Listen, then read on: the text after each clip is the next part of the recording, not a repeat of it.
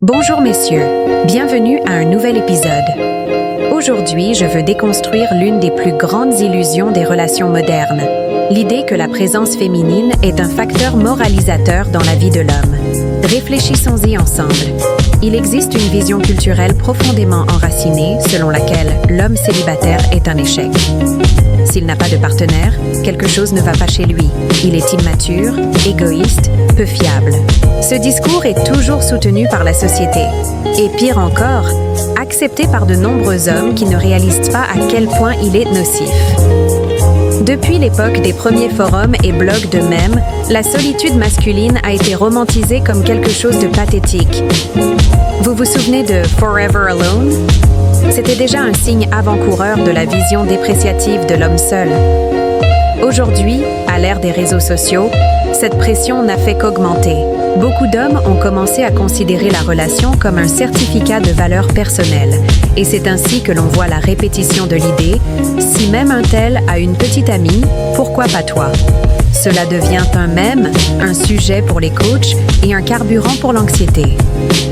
Le problème est que cette logique alimente un mensonge encore plus grand. Celui que les femmes choisissent leur partenaire en fonction de la moralité, de la gentillesse, de la bonté. C'est une farce. Si c'était vrai, nous ne verrions pas des criminels, des abuseurs et des figures problématiques être idolâtrés et courtisés. En pratique, le critère de choix féminin passe rarement par la vertu. L'attirance n'est pas rationnelle.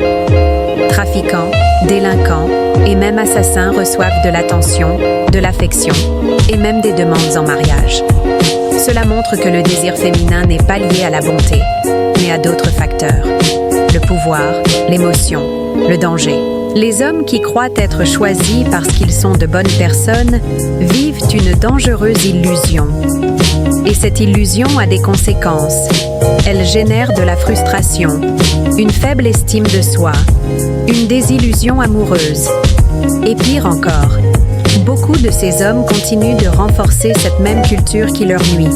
Les femmes, contrairement aux hommes, ont une conscience de groupe.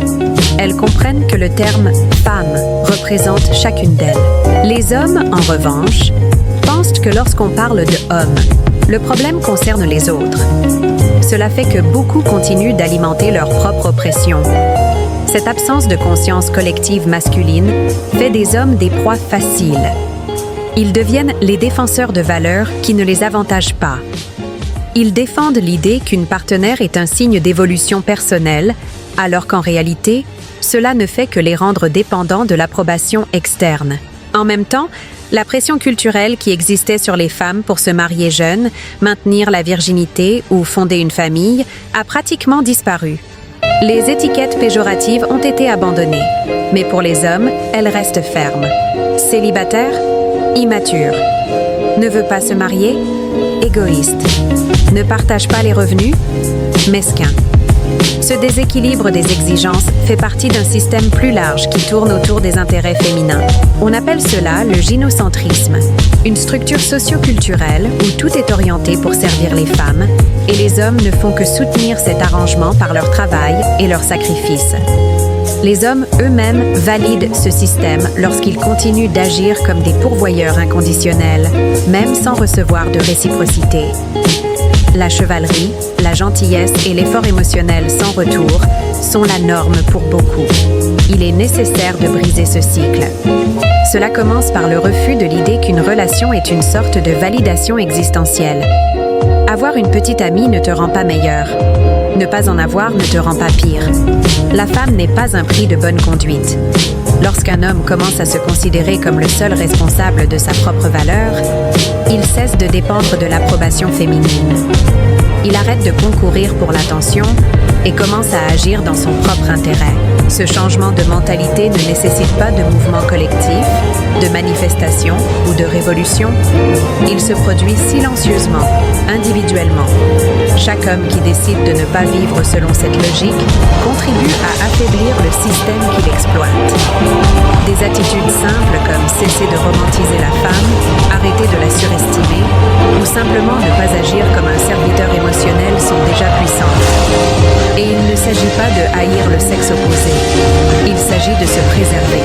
De nombreux groupes qui ont émergé pour défendre les droits des hommes ont échoué précisément parce qu'ils ont permis l'infiltration d'intérêts féminins. Les hommes ont commencé à s'attaquer entre eux pour plaire aux femmes présentes dans ces espaces. C'est le symptôme d'un manque d'identité masculine solide. Les espaces exclusivement masculins sont importants pour que cette reconstruction se produise. Mais même cela est difficile, car il suffit d'une femme, ou même d'un faux profil, pour détourner complètement le centre de la conversation. Les hommes doivent reconnaître qu'ils ne sont pas obligés de soutenir des structures qui ne les bénéficient pas. Si le féminisme est financé par les impôts et que la majorité des impôts proviennent du travail masculin, alors l'homme qui s'éveille et cesse de soutenir cela fait déjà beaucoup. Et non, il ne s'agit pas de guerre des sexes. Il s'agit de se rendre compte que la culture dominante est hostile à l'homme traditionnel. L'ancien modèle du mari et père protecteur a été écarté, mais les exigences envers les hommes restent les mêmes. C'est pourquoi, messieurs, le message est simple. Arrêtez de croire que la femme vous sauvera, vous améliorera ou fera de vous un homme meilleur. Cette pensée ne vous aide pas, elle vous emprisonne. Soyez autonome, pensez par vous-même. Et surtout, vivez pour vous-même. Merci beaucoup d'avoir regardé. Que la sagesse et la conscience soient toujours avec vous. À la prochaine vidéo.